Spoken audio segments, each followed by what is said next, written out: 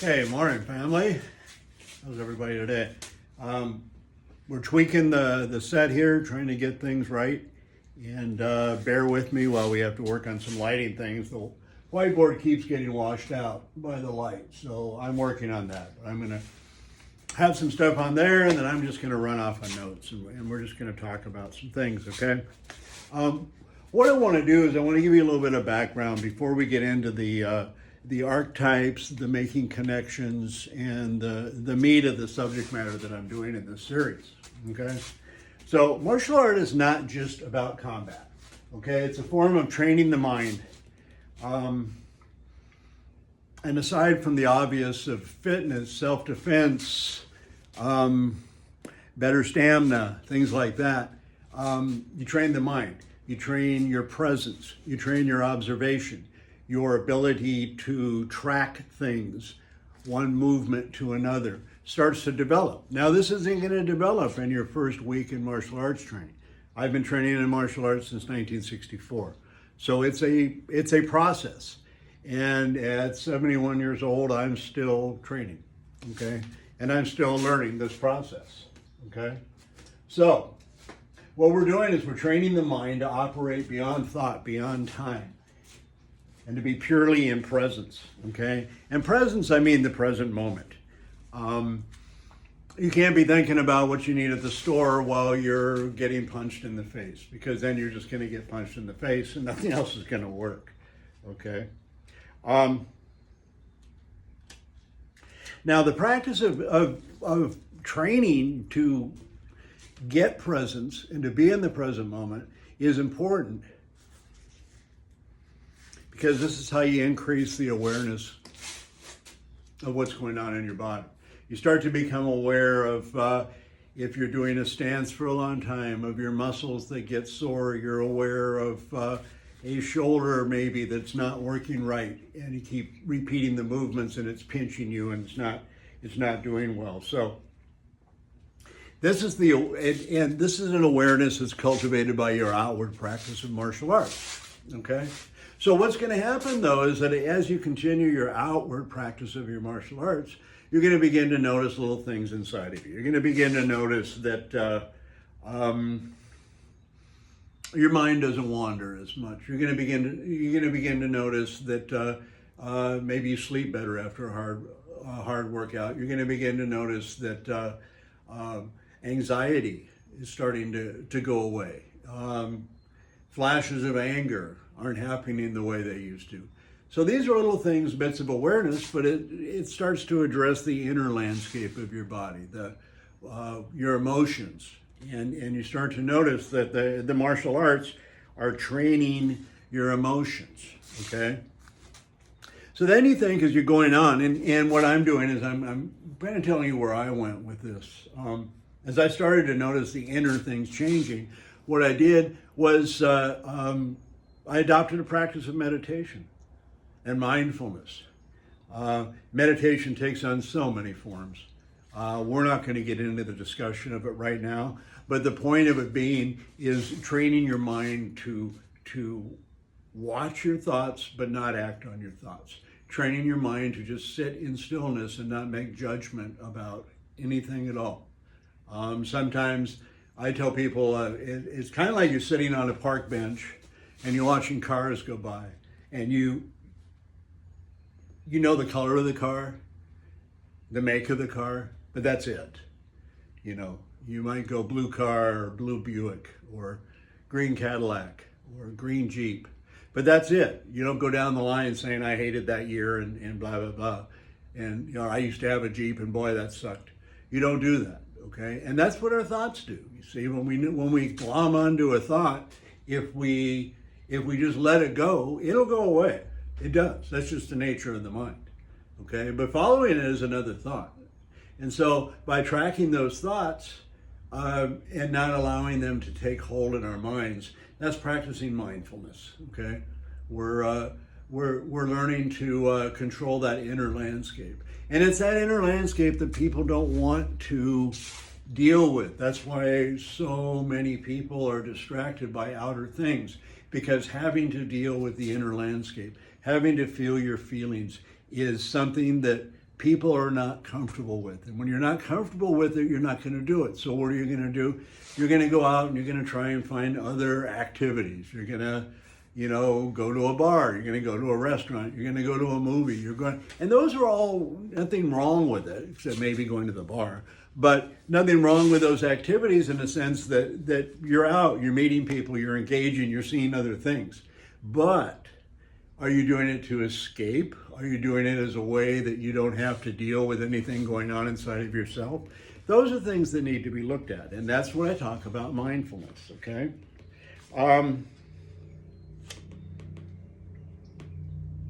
So that mindfulness then is going to lead you to your own inner landscape.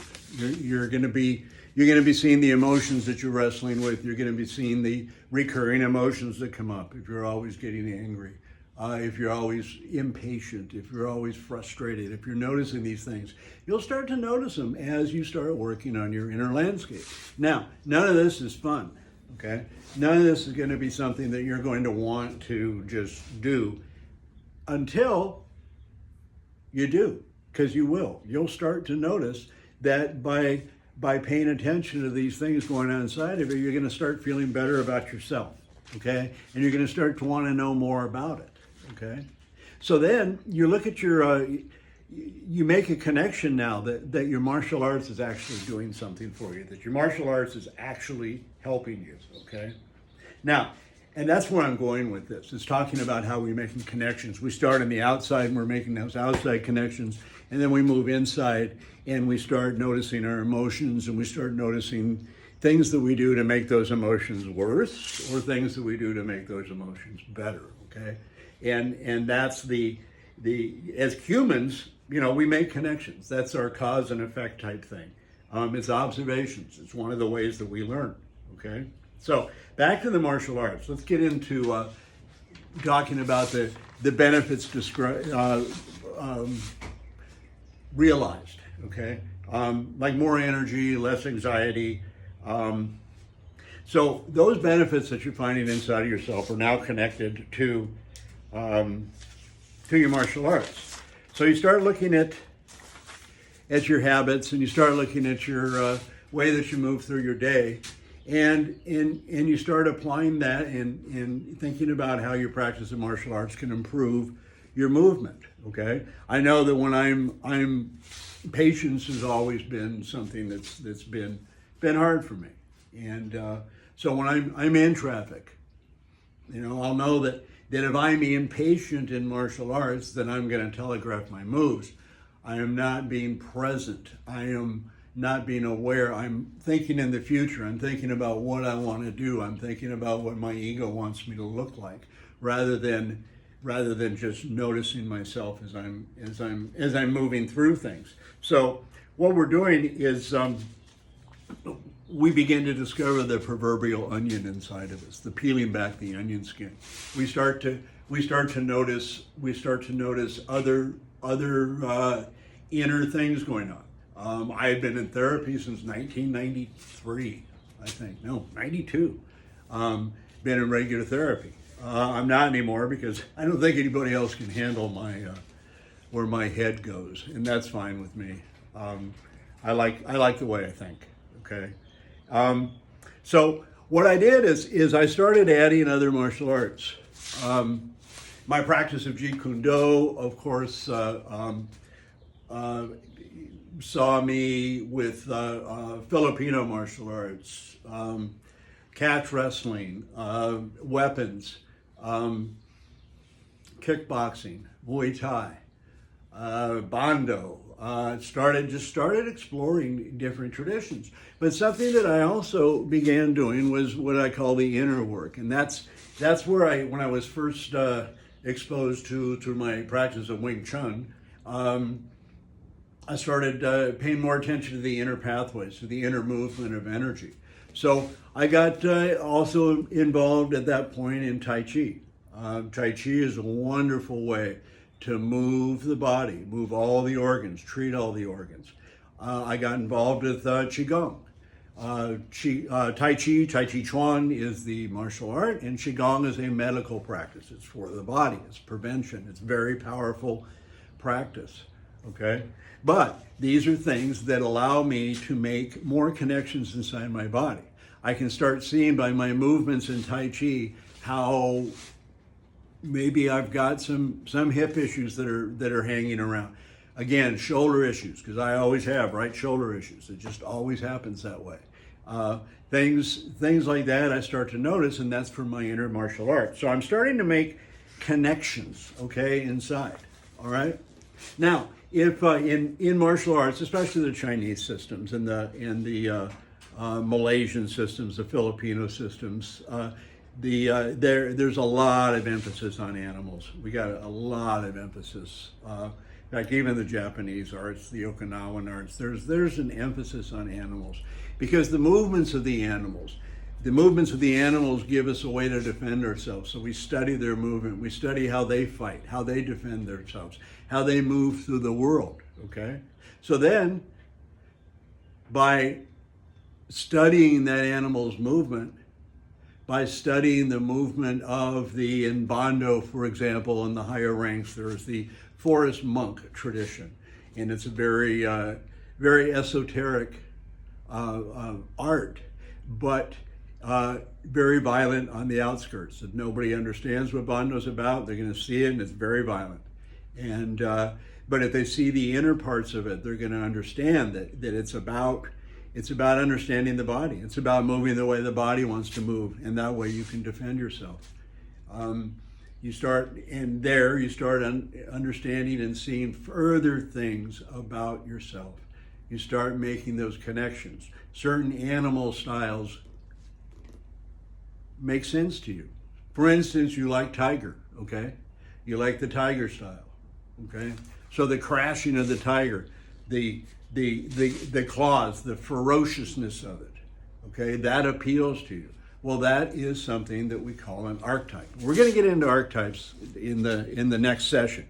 I wanted to give you kind of a way to arrive at thinking about archetypes and doing that. I've used the term the glass bead game. It's based on a book written by Hermann Hesse. Very good book. If you haven't checked it out, please read it. And it's about making connections through life. It's about connecting things. It's about connecting archetypes. It's about connecting symbology. It's about moving through life that way. That was my interpretation of it. So I've developed a sort of like a glass bead system of moving through life using the martial arts, using the archetypes, and symbology to help me move through my life, to help me deal with the things that I run into, okay? And it's awareness, it's living in the present moment the whole time, okay? So we're going to be using martial arts, archetypes, and symbolism as connecting points, okay? And those connecting points then will reveal the next move that we come to, okay? So it's going to be an interesting journey going through this. Thanks for bearing with me with while I'm bringing my set. Rather than get it perfect, I want to start delivering you information and content, and then you can, as we go each time, the set's gonna be a little bit better. Okay. So the next time we're gonna get more into archetypes. I want you to watch this again. Start thinking about the improvements you see in yourself. Start thinking about what movements, animal movements, animal styles, what those things appeal to you, and it's a fun way to go. And I've been doing this my whole life, figuring this thing out, and so I wanted to share it with y'all. I always share this with my students, and they derive great benefit from it. So with that, we're going to see you next time, discuss a little bit more, and start rabbit holing some. Okay, thanks.